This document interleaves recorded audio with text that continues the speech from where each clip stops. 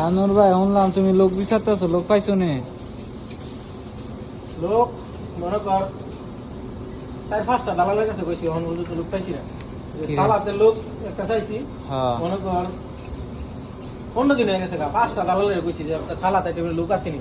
হ্যাঁ এক ভাই না, লোক নাই লোক নাই, কাজ জানেন না, লোক পাই না আমি এর কাছে। হুম এমনি নতুন লোক আছে, নতুন লোক 100 চাইলে 100 দিতে হবে, কাম জানে না, নতুন লোক তার বিক্রি করা। হুম সালাতে টেবিলে লোক লাগবে একটা, কইছি নাই, 4-5টা দালালের কাছে নিয়েছি, একটার কাছে কাজ জানেন না, লোক নাই। হুম তো বিয়ার নেশে নতুন লোক না বেরোতে গেছে, কাজ জানেন না, লোক একটা করবো।